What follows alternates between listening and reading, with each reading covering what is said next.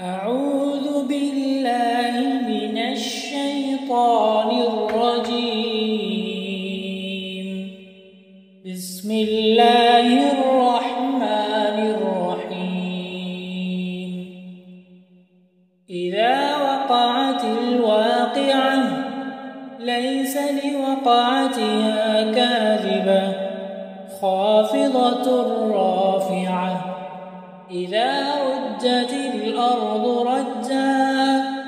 وبست الجبال بسا فكانت هباء منبثا وكنتم أزواجا ثلاثة فأصحاب الميمنة ما أصحاب الميمنة وأصحاب المشأمة ما أصحاب المشأمة والسابقون السابقون أولئك المقربون في جنات النعيم ثلة من الأولين وقليل من الآخرين على سرر موضونة متكئين عليها متقابلين يطوف عليهم ولدان مخلدون بأكواب وأباريق وكأس من معين لا يصدعون عنها ولا ينزفون وفاكهة مما يتخيرون ولحم طير مما يشتهون وحور عين كأمثال اللؤلؤ المكنون جزاء بما كانوا يعملون لا يسمعون فيها لغوا ولا تأثيما إلا قيلا سلاما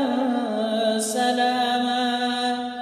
وأصحاب اليمين ما أصحاب اليمين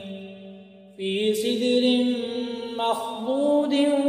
وطلح منضود وظل ممدود وماء مسكوب وفاكهة كثيرة لا مقطوعة ولا ممنوعة وفرش مرفوعة إنا أنشأناهن إنشاء فجعلناهن أبكارا عربا أترابا لأصحاب اليمين ثلة من الأولين وثلة من الآخرين وأصحاب الشمال ما أصحاب الشمال في سموم وحميم وظل من يحموم لا بارد ولا كريم إنهم كانوا قبل ذلك مترفين وكانوا يصرون على الحنث العظيم وكانوا يقولون أئذا متنا وكنا ترابا وعظاما أئنا لمبعوثون أوآباؤنا الأولون قل إن الأولين والآخرين لمجموعون إلى ميقات يوم معلوم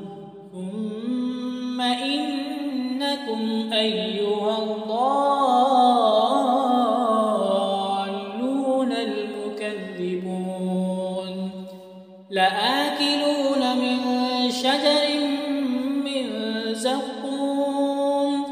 فمالئون منها البطون فشاربون عليه من الحميم فشاربون شرب الهيم هذا نزلهم يوم الدين نحن خلقناكم فلولا تصدقون أفرأيتم ما تمنون أأنتم تخلقونه أم نحن الخالقون نحن قدرنا بينكم الموت وما نحن بمسبوقين على أن نبدل أمثالكم وننشئكم فيما لا تعلمون ولقد علمتم النشأة الأولى فلولا تذكرون أفرأيتم ما تحرثون أأنتم تزرعونه أم نحن الزارعون لو نشاء لجعلناه حطاما فظلتم تفكهون إنا لمغرمون بل نحن محرومون أفرأيتم الماء الذي تشربون أأنتم أنزلتموه من المزن أم نحن المنزلون لو نشاء جعلناه أجاجا فلولا تشكرون أفرأيتم النار التي تورون أأنتم أنشأتم شجرتها أم نحن المنشئون نحن جعلناها تذكرة ومتاعا للمقوين فسبح باسم ربك العظيم فلا أقسم بمواقع النجوم وإنه لقسم لو تعلمون عظيم إنه لقرآن كريم في كتاب مكنون لا يمسه إلا المطهرون تنزيل من رب العالمين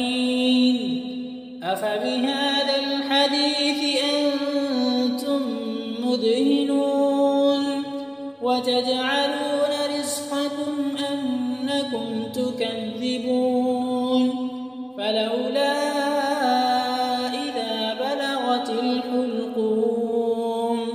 وأنتم حينئذ تنظرون ونحن أقرب إليه منكم ولكن لا تبصرون فلولا إن كنتم غير مدينين ترجعونها إن كنتم صادقين فأما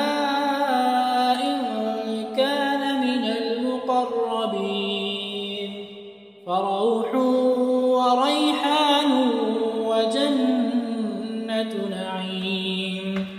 وأما إن كان من أصحاب اليمين فسلام لك من أصحاب اليمين. وأما إن كان من المكذبين الضالين فنزل من حميم وتصلية جحيم. إن هذا لهو حق اليقين. فسبح باسم ربك العظيم.